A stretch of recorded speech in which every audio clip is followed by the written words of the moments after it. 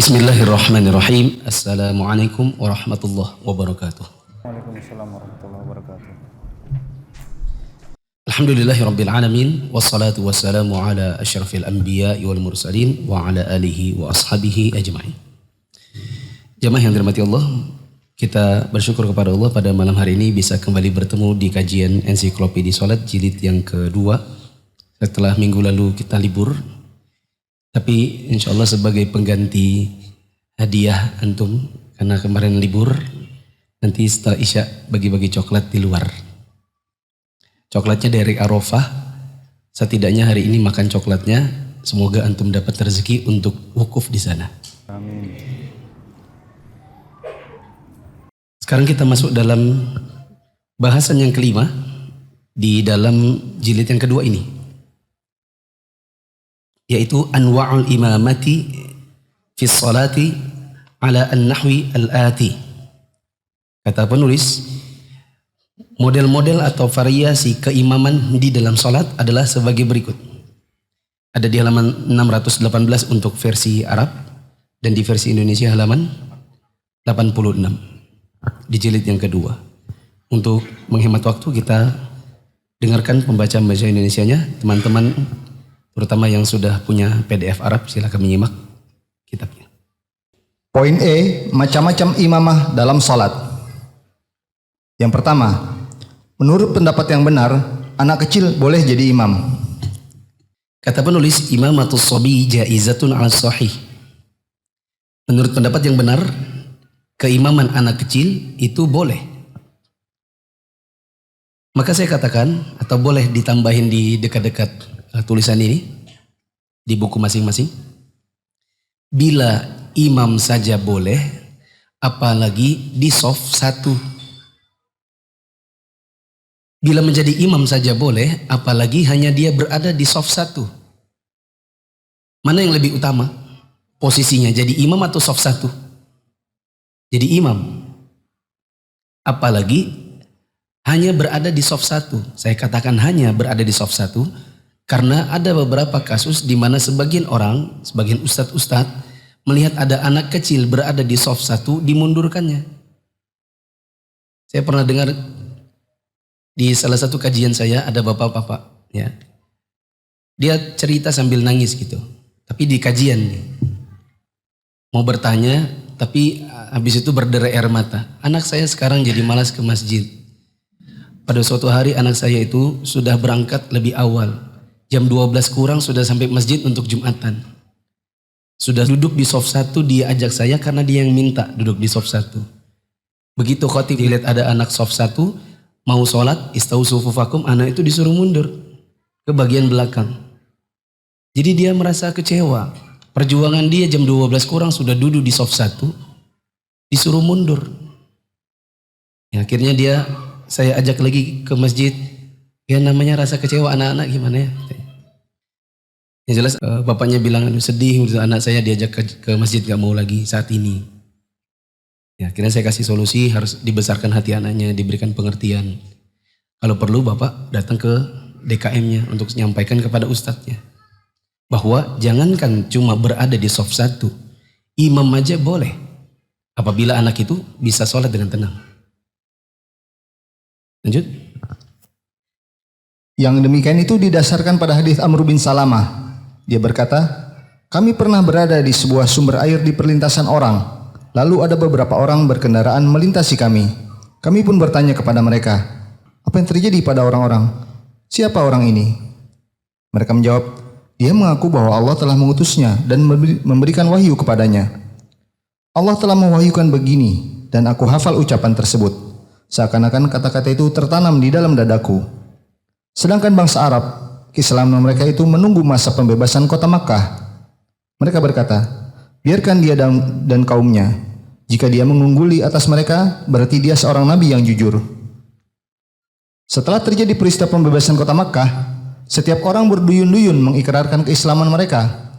Ayahku mendahului keislaman kaumku.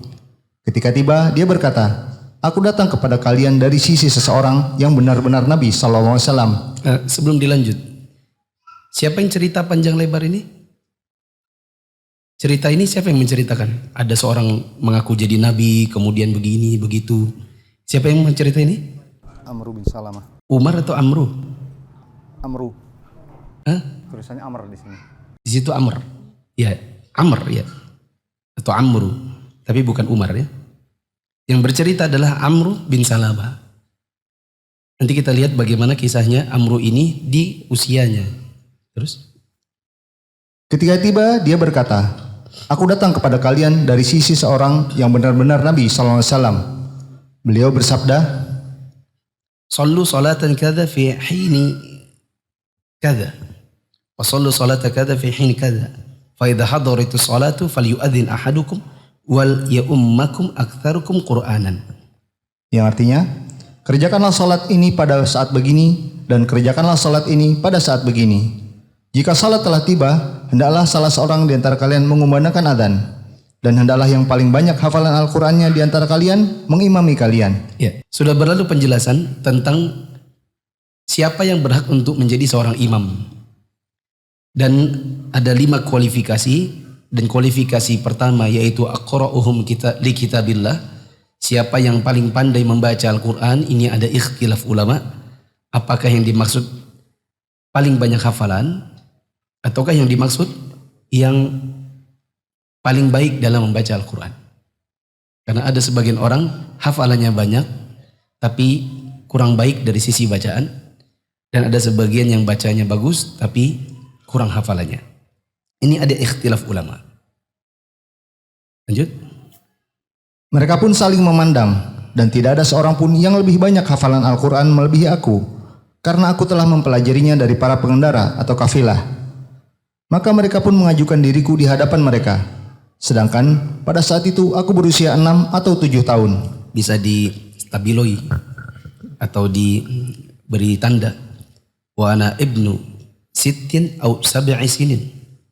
Wa ana ibnu sitti au sab'i sinin. Dan saya waktu itu entah berusia 6 atau 7 tahun. Dan aku yang paling banyak hafalan Al-Quran, atau aku yang paling aqra' di antara kaumku. Ya. Usianya berapa? 6 sampai 7, dan itu rata-rata usia belum baligh. Rata-rata usia tersebut belum baligh. Lanjut. Pada diriku melekat kain kecil, yang jika aku bersujud, kain itu akan tersingkap dariku. Ada seorang wanita dari perkampungan itu berkata, "Mengapa kalian tidak menutupi bokong pembaca Al-Quran kalian?" Maka mereka pun membelikan kain dan memotongkan untukku satu baju. Aku tidak pernah merasa gembira oleh sesuatu segembira saat aku mendapatkan baju tersebut. Ya.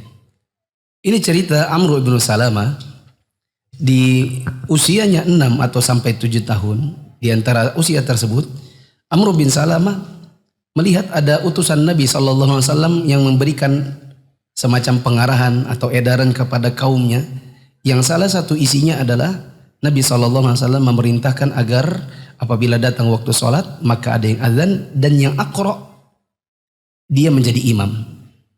Dan tidak ada yang lebih aqra' dari Amr bin Salamah ketika itu, meskipun usianya 6 atau 7 tahun, sehingga Amr bin Salamah yang dijadikan sebagai imam. Maka ini menunjukkan kepada kita bahwa anak kecil ini sah untuk menjadi seorang imam. Sekali lagi, apabila imam saja boleh, apalagi dia berada di shaf pertama. Lanjut. Dalam lafaz Abu Dawud terdapat tambahan.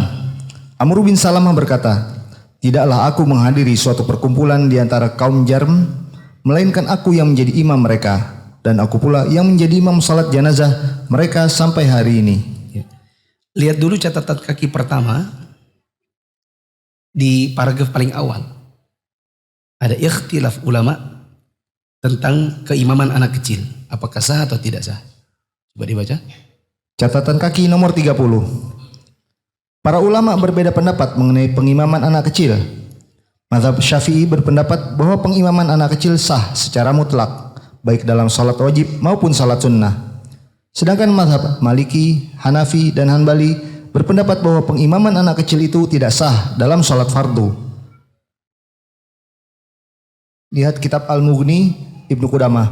dan Asyahrul Kabir wa Ma'ahu Muqni wal Insaf, Fathul Bari Ibnu Hajar, Nailul Autar Asy-Syaukani.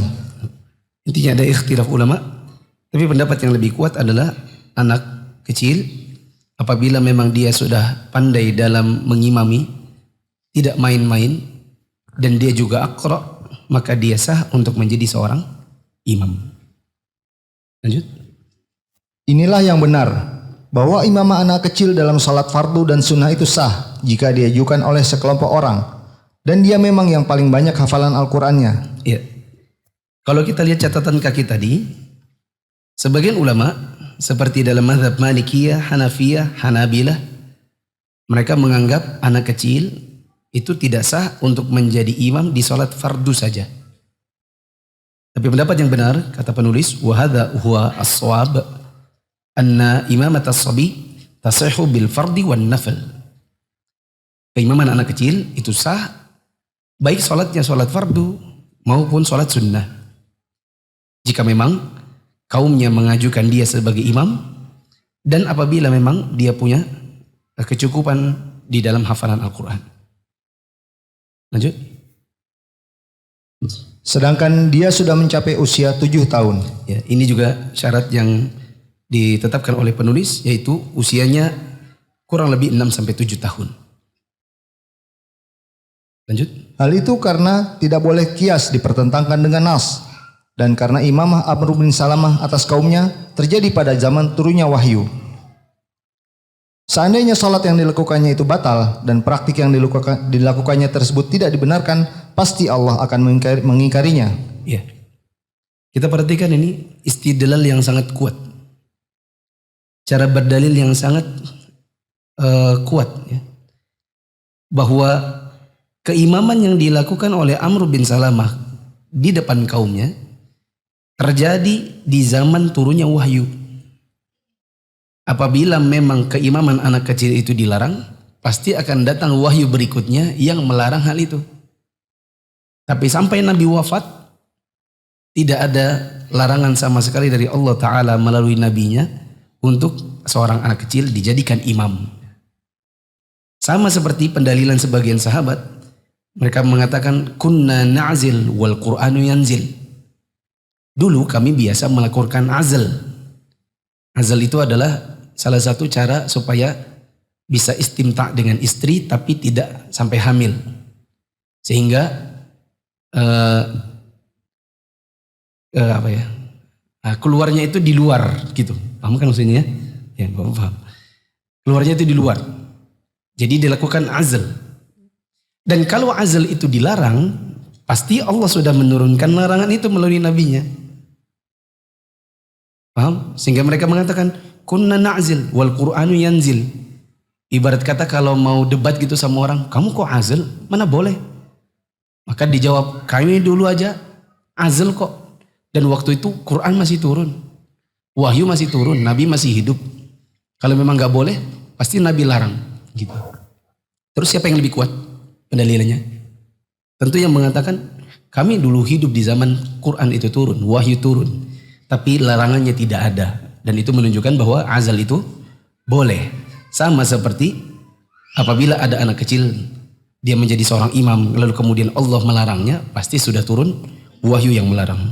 Nah, lanjut. Selain itu, karena orang-orang yang mengedepankan Amr bin Salamah itu secara keseluruhan adalah sahabat radhiyallahu anhum. Ya, ini istidlal yang lain. Ini juga semakin memperkuat bolehnya seorang anak kecil menjadi imam.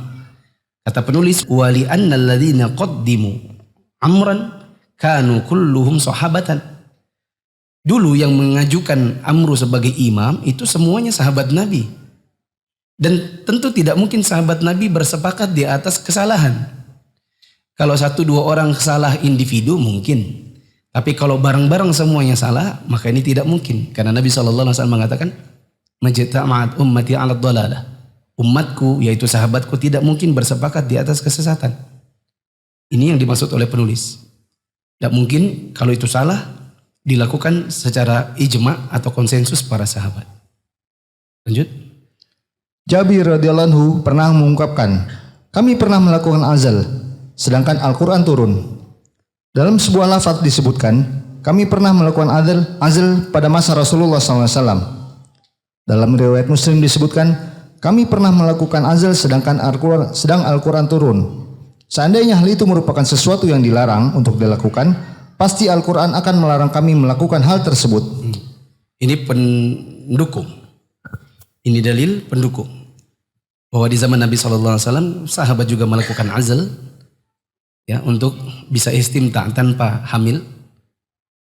Ya, dan Al-Quran itu masih turun, Nabi masih hidup, sehingga kalau seandainya itu dilarang, pasti sudah ada wahyu yang melarang hal tersebut. Lanjut. Saya juga pernah mendengar Syekh Abdul Aziz bin Abdullah bin Baz rahimahullah mentarjih sahnya imamah anak kecil yang sudah mencapai umur 7 tahun dalam salat fardu dan sunnah. Ya, catat itu baik dalam salat fardu maupun salat sunnah. Karena sebagian ulama ada yang mengatakan tidak sah untuk salat fardu, sah apabila hanya sunnah. Apa contohnya anak kecil dijadikan imam salat fardu? Misalnya dia dijadikan imam kampung. Apa contohnya anak kecil hanya dijadikan imam buat sholat sunnah? Misalnya anak-anak tafiz di bulan Ramadan rame-rame diperebutkan masjid-masjid untuk ngimami tarawih. Lanjut. Selain itu, anak kecil juga diperhitungkan sebagai barisan dalam sholat. Ya, ini yang saya maksud dari awal tadi. Anak kecil itu juga dapat diperhitungkan di dalam barisan. Jangankan hanya untuk barisan soft di depan, imam saja boleh. Lanjut. Pada dasarnya, hukum pokok dalam sholat fardu dan sholat sunnah itu sama, kecuali yang dikhususkan oleh dalil. Ya. Saya tambahkan dulu, boleh dicatat-catat ya di tempat-tempat yang kosong. Sebagian masjid membuat soft orang dewasa dulu, baru anak-anak. Ini benar dan boleh. Benar dan boleh. Karena ada hadis Ibnu Abbas radhiyallahu anhuma, Ibnu Abbas mengatakan ketika dia masih kecil, kalau dia berada di soft belakang karena dia masih kecil, dia mendengar orang-orang dewasa di depan itu suara zikirnya bergemuruh. Dan dari sini menunjukkan bahwa anak kecil itu tempatnya di belakang. Tapi itu tidak bermakna kalau ada anak kecil di depan lalu disuruh mundur. Tidak bermakna seperti itu. Itu bukan aturan. Itu kisahnya Ibnu Abbas.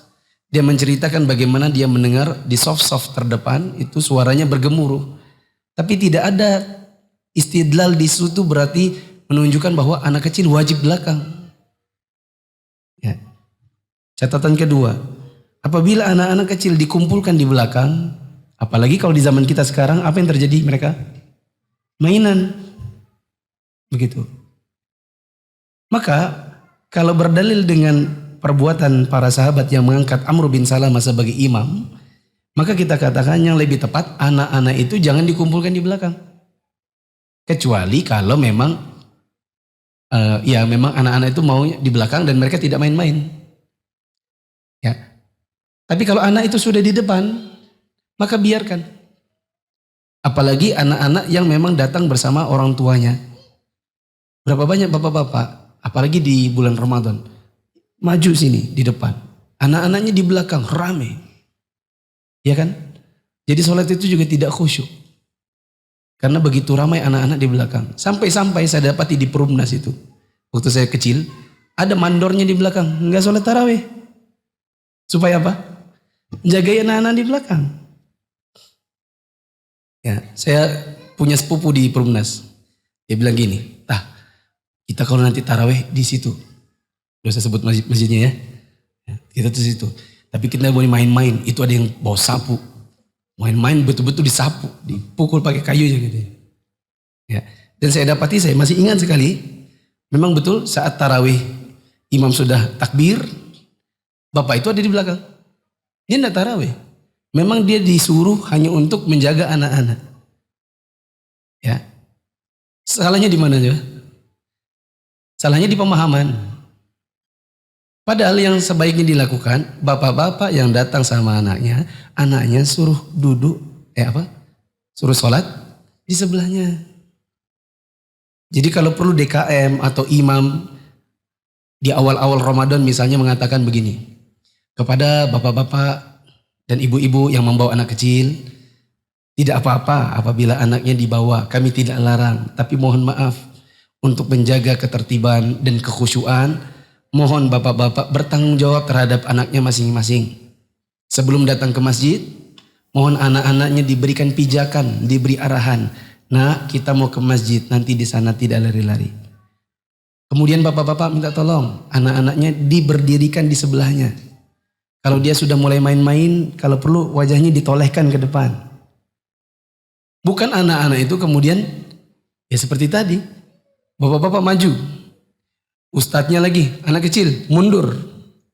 Dibuat anak kecil mundur. Padahal ada anak kecil, berapa banyak di zaman sekarang, anak-anak kecil itu tenang-tenang kalau sholat. Kecil lagi, anak-anak. Dari sini saja banyak anak kecil ikut kajian.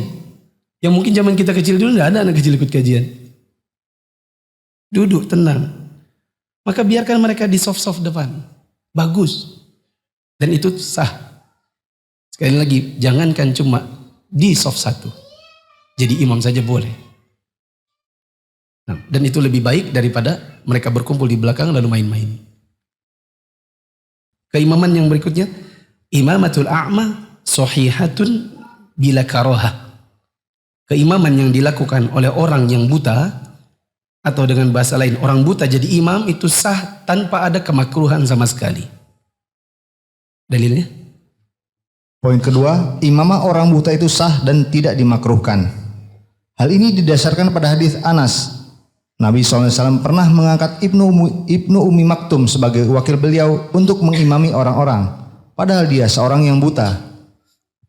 Dalam sebuah riwayat yang juga darinya, Nabi pernah mengangkat Ibnu Ummi Maktum sebagai wakil beliau untuk mengurus Madinah sebanyak 2 kali. Pengangkatan Ibnu Ummi Maktum sebagai wakil pernah dihitung hingga mencapai 13 kali. Itu menunjukkan sahnya imamah orang buta tanpa adanya unsur makruh sama sekali dalam hal itu. Dalil lain yang menunjukkan hal itu adalah apa yang diriwayatkan oleh Mahmud bin Ar-Rabi Al-Ansari radhiyallahu anhu. Utban bin Malik pernah mengimami kaumnya sedang dia dalam keadaan buta. Bahwasanya dia pernah berkata kepada Rasulullah SAW, sesungguhnya keadaannya sangat gelap, lagi becek, sedang aku seorang buta. Oleh karena itu, wahai Rasulullah, salatlah di suatu tempat di rumahku agar aku bisa menjadikannya sebagai musalla atau tempat salat. Rasulullah SAW pun mendatanginya seraya berkata, di mana engkau ingin aku mengerjakan salat? Maka Utban menunjukkan suatu tempat di rumah. Kemudian Rasulullah SAW mengerjakan salat di tempat tersebut. Nah, saya kira sudah jelas bahwa apabila imamnya buta, maka ini sah tanpa ada kemakruhan sama sekali. Dalilnya adalah sahabat Ibnu Ummi Maktum dan juga sahabat Utban bin Malik adalah 2 orang yang buta dan mereka pernah dijadikan sebagai imam. 3. Imamatul abdi wal maula sahihah. Yang ketiga, imamah seorang budak dan hamba sahaya itu sah. Hal itu didasarkan pada hadis Ibnu Umar radhiyallahu anhu.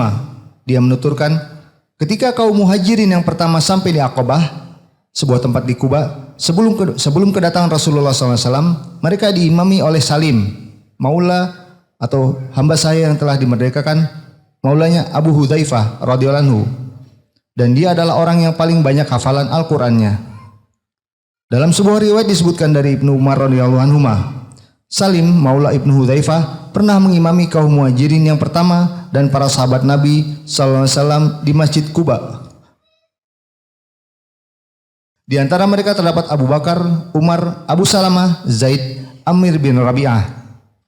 Salim adalah hamba sahaya milik seorang wanita Ansar. Kemudian wanita itu memerdekakannya dan imamahnya itu berlangsung sebelum dia dimerdekakan. Dia disebut sebagai maula Abu Hudzaifah karena dia senantiasa menemani Abu Hudzaifah setelah dia dimerdekakan. Karena itulah kemudian Abu Hudzaifah mengadopsinya sebagai anak. Setelah pengadopsian anak itu dilarang, maka dia pun disebut sebagai hamba sahaya Abu Hudzaifah. Dikedepankan dirinya sebagai imam karena dia memang orang yang paling banyak hafalan Al-Qur'annya di antara mereka. Al-Bukhari rahimahullah menyebutkan bab imamah budak dan maula. Aisyah sendiri pernah diimami oleh budaknya, Zakwan, yang membaca dari Al-Quran. imamah anak pelacur, orang badui, dan anak muda yang belum baligh di dalam salat adalah juga sah. Hal itu didasarkan pada hadis Nabi SAW ya ummuhum aqra'uhum li kitabillah. yang artinya, hendaklah orang yang paling baik bacaan kitabullah di antara mereka yang menjadi imam bagi mereka. Seorang budak juga tidak dilarang untuk mengikuti salat berjamaah tanpa alasan. Variasi imam yang ketiga adalah keimaman yang dilakukan seorang budak atau mantan budak. Tadi disebutkan dua nama, yaitu Zakwan. Ya, Zakwan ini adalah mantan budaknya Nabi. Dia pernah mengimami Aisyah. Ya, bahkan dia mengimaminya menggunakan mushaf. Tadi ada ya kata-kata pakai mushaf. Ini teman-teman boleh tambahkan sedikit di situ. Perbuatan Zakwan itu mengimami pakai mushaf. Ini menunjukkan bolehnya imam baca mushaf. Dengan catatan hanya di sholat sunnah. Dengan catatan hanya di sholat sunnah.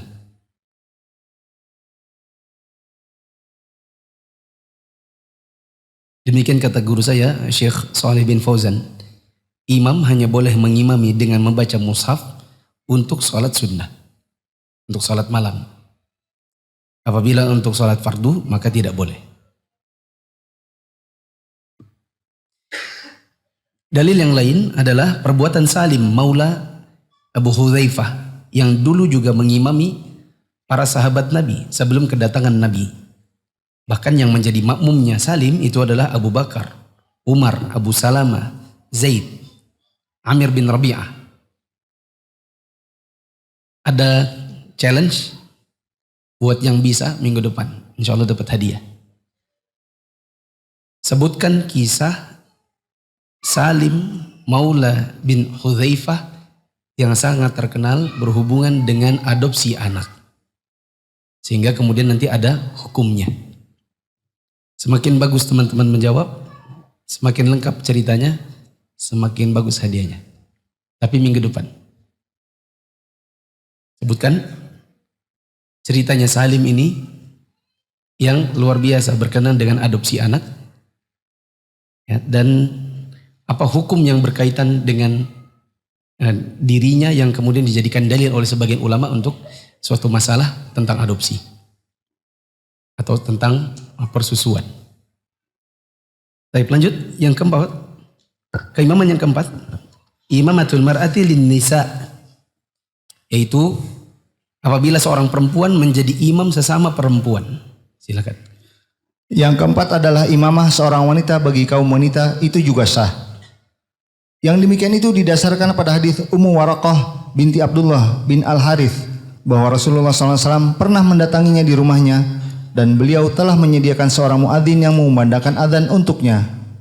Maka beliau memerintahkan dirinya untuk mengimami keluarganya yang perempuan. Ya, itu pertama. Itu Ummu Waraqah binti Abdullah ibn Al-Harith. Dia menjadi imam bagi para wanita di kalangan keluarganya. Lanjut. Abdurrahman bin Khalad yang pernah meriwayatkan darinya berkata, aku melihat muadzinnya adalah orang yang sudah tua renta. Teman-teman sudah pernah baca atau pernah dengar kalau imamnya adalah perempuan dan makmumnya semua perempuan, nanti letaknya si imam di mana? Di tengah dan sejajar di saf satu. Tidak seperti laki-laki. Lanjut. Itu menunjukkan disyariatkannya salat berjamaah bagi kaum wanita yang tidak bergabung dengan kaum laki-laki. Adapun di dalam kehidupan kita sehari-hari, ini kita bisa terapkan, misalnya mama sama anak perempuan karena tidak ikut ke masjid, maka mereka berjamaah. Sedangkan bapak sama anak laki-laki pergi ke masjid. Nah. Lanjut. Imam Ibnul Qayyim rahimahullah mentarjih disunnahkannya salat berjamaah bagi kaum wanita dengan berlandaskan hadis Ummu Waraqah. Selain itu, karena Aisyah radhiyallahu anha pernah mengimami kaum wanita dalam salat fardu. Aisyah mengimami mereka di tengah-tengah mereka. Ya. Ini dalil berikutnya. bahwa istri Nabi yaitu Aisyah radhiyallahu anha juga pernah menjadi imam sesama wanita.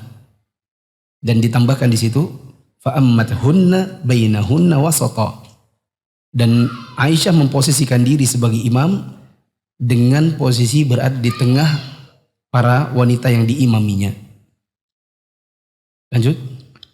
Dan Ummu Salamah radhiyallahu anha pun pernah mengimami beberapa orang wanita. Ia berdiri di tengah-tengah mereka. Ini dalil yang ketiga, yaitu istri Nabi yang lain Ummu Salamah juga pernah mengimami sesama wanita dengan berdiri di tengah. Lanjut. Seandainya dalam masalah ini tidak ada dalil kecuali keumuman sabda Rasulullah SAW berikut ini, niscaya hal itu sudah cukup memadai. Apa dalilnya? Tafdulu salatul jamaati ala salatil fadhi bisab'in wa isyrina darajah.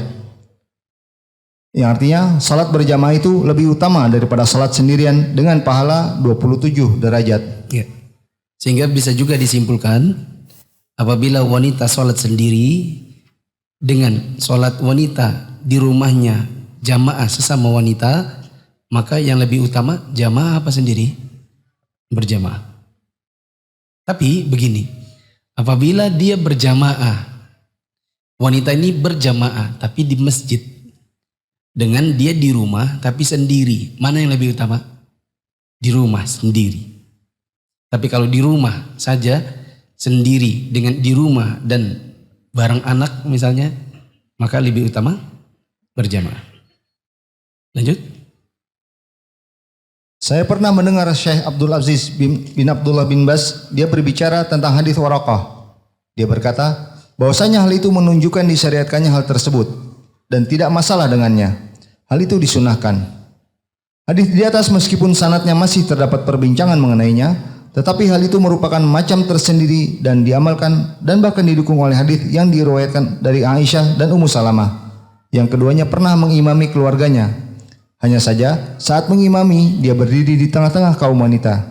Salat berjamaah itu tidak wajib bagi mereka, tetapi hanya bersifat sunnah. Ya.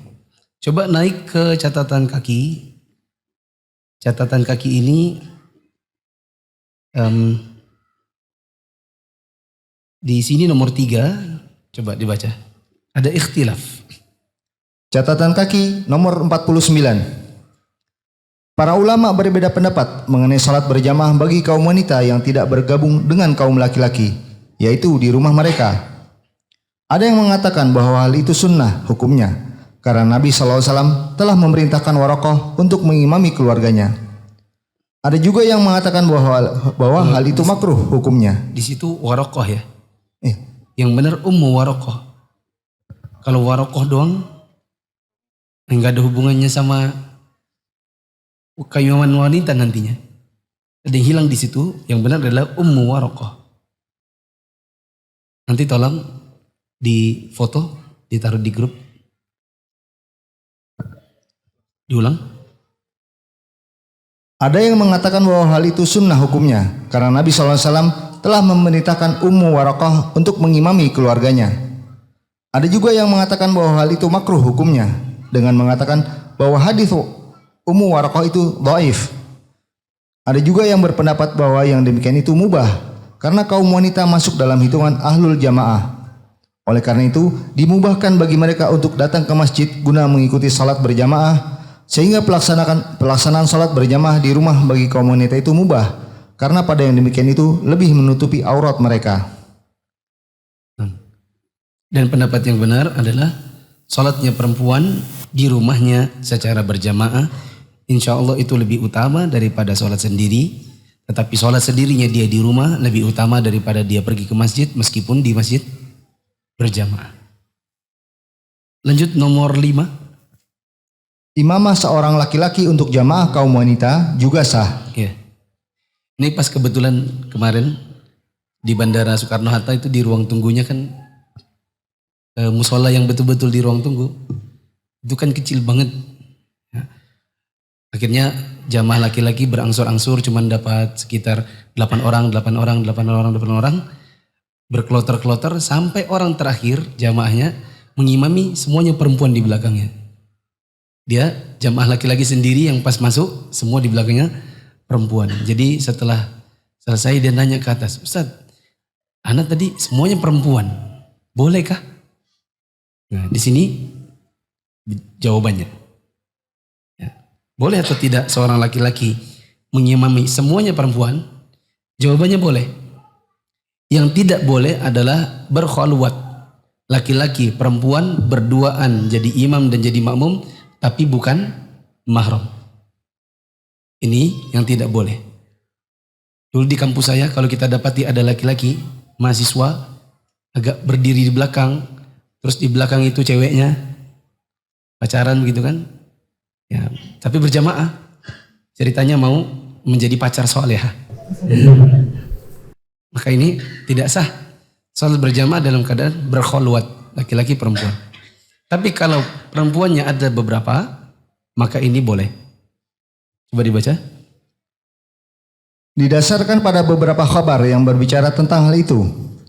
Selain itu, karena hukum pokok yang berlaku menyebutkan sahnya salat berjamaah yang dilaksanakan oleh kaum wanita dengan seorang laki-laki. Bahkan salat yang dilakukan oleh seorang wanita dengan seorang laki-laki. Bagi yang tidak membolehkan hal tersebut, silakan mengemukakan dalil. Terkecuali jika wanita itu bukan mahramnya dan bukan istrinya, serta keberadaannya hanya sendirian, maka laki-laki tersebut diharamkan mengimaminya. Ya. Dari sini kita bisa ambil kesimpulan, kalau laki-laki sendiri mengimami perempuan banyak, boleh atau tidak? Boleh.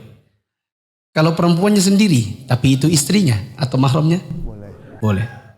Adapun kalau perempuan itu sendiri, jadi berkhalwat dengannya bukan mahram, maka tidak boleh. Meskipun ibadah. Meskipun ibadah. Tidak boleh ada yang bilang, ini kan kami sholat, masa sholat aja dilarang? Ya, kita katakan, kalau berkhalwat laki-laki perempuan, maka tidak boleh. Yang mereka bukan mahram. Lanjut.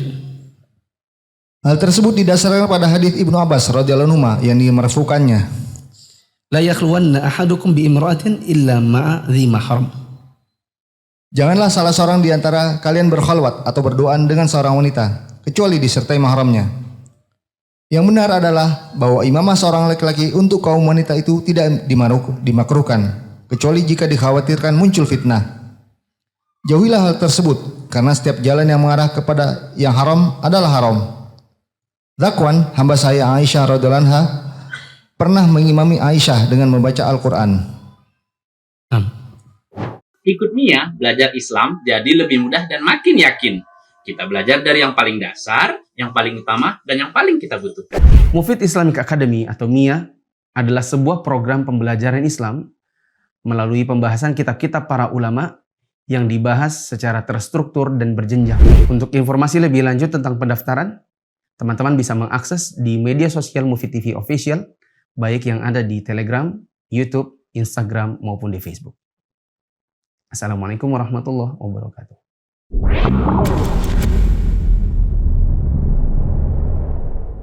Kenali agama kita lebih dalam dengan belajar di Mufid Islamic Academy. Anda ingin belajar agama runut dari dasar, akan tetapi terkendala dengan pekerjaan usia? Jangan khawatir, bergabunglah bersama Mia.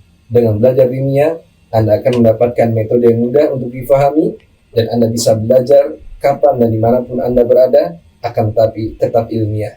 Barakallahu fikum. Baik, kita cukupkan saja sampai di poin kelima, karena Allah suka yang ganjil, Allah ganjil suka yang ganjil. Jadi sampai nomor 5 saja. Kita murojaah dulu. Bolehkah anak kecil menjadi imam sholat? Sholat sunnah saja ataukah sholat fardu juga? Ada ikhtilaf. Ada ikhtilaf. Pendapat yang lebih kuat? Yang lebih kuat adalah boleh meskipun sholat fardu. Apa dalilnya? Ini kalau di kajiannya Syekh Utsaimin antum ditunjuk, sebutkan. Ya. Kalau di sini jawabnya rame-rame. Jadi kalaupun datang gitu. Soalnya pernah dulu sama Ustaz Abdurrahman rahimahullah, tunjuk. Minggu depannya berkurang. Ini takut. Ya, apa dalilnya anak kecil boleh jadi imam? Hadis Amr bin Salamah. Ada anak kecil di zaman Nabi dijadikan imam, namanya Amr bin Salamah. Amr bin Salamah. Amr bin Salamah atau Umar bin Salamah? Amr bin Salamah. Bin Salamah atau bin Salimah? Salamah. Baik. Kenapa kita harus berdalil dengan perbuatannya Amr bin Salamah yang dijadikan sebagai imam? Karena itu terjadi di zaman masih turunnya wahyu. Kalau memang Amr bin Salamah tidak boleh jadi imam, pasti ada wahyu yang melarangnya. Alasan yang lain? Yang menjadikan dia sebagai imam adalah Orang-orang di para sahabat semuanya. Dan para sahabat tidak mungkin bersepakat di atas kesesatan. Berarti kalau anak-anak kecil ada di soft 1 boleh atau tidak? Boleh. Apa alasannya? Karena jadi Apa dalilnya? hadis Amr bin Salamah tadi Jadi imam, kalau jadi imam saja boleh, apalagi hanya sekedar di soft pertama. hanya sekedar di soft 1. Itu namanya dalam usul fikih namanya apa? Dalil apa itu namanya? Nah, itu tidak ada tadi saya sebut ya. Itu namanya qiyas aula. Qiyas aula. Kalau begini aja boleh, apalagi begitu. Itu namanya qiyas aula. Begini aja boleh, apalagi begitu. Terus, bolehkah orang buta jadi imam? Makruh atau boleh? Boleh. Boleh tanpa makruh. Siapa 2 sahabat yang pernah jadi imam padahal mereka buta?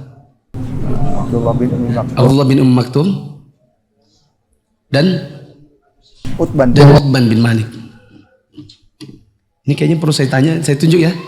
Sesekali boleh kan? Nah. Sebutkan 2 mantan budak yang pernah jadi imam di zaman Nabi. Oh, jangan langsung hilang. Admin ya. Siapa tadi? Loh, saya tanya kok jadi siapa tadi? Salim Maula Abu Hudzaifah. Satu lagi sama Zakwan. Sebutkan 3 sahabiyah yang pernah jadi imam sesama perempuan. Mas, ya. Ummu Waraqah, Aisyah, Ummu Salamah. Terus, bolehkah laki-laki jadi imam perempuan? Boleh, rinciannya kayak apa?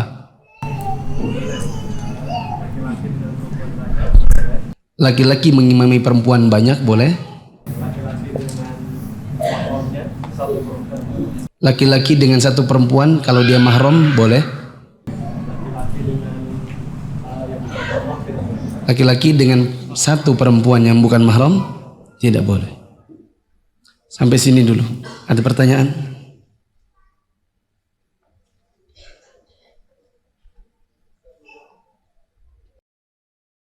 Anda menanyakan tadi kalau kaitan bolehnya anak kecil di saf 1 kan tentunya catatannya adalah anak kecil itu tertib ya kan.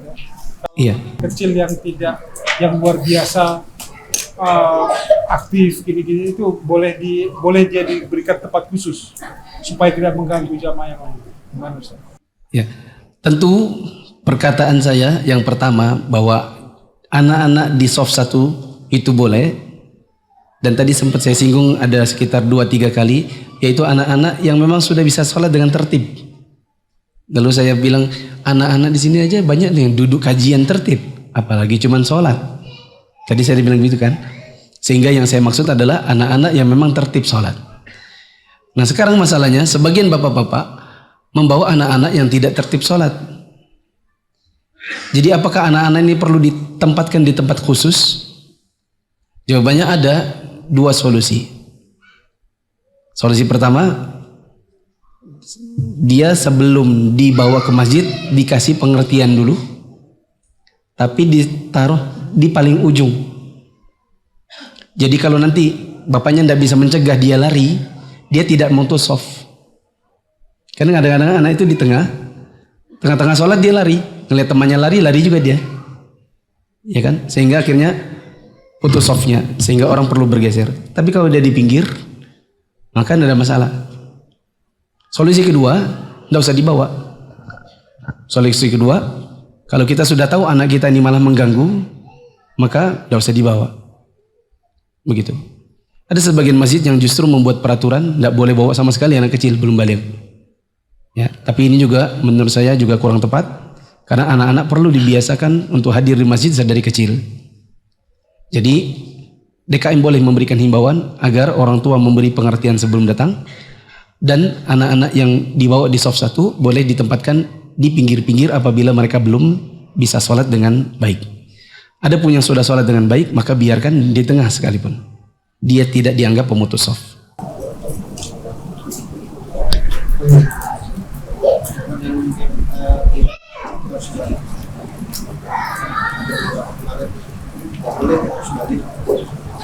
Apakah ada dalil bahwa anak kecil kalau mengimami itu boleh kalau dia sudah baligh? Amr bin Salamah belum baligh. Malah yang ada anak belum baligh pun bisa. Itu yang ada dalilnya. Adapun mewajibkan harus dengan baligh, maka wallahu alam. Yang benar adalah dia sudah bisa sholat dengan tenang.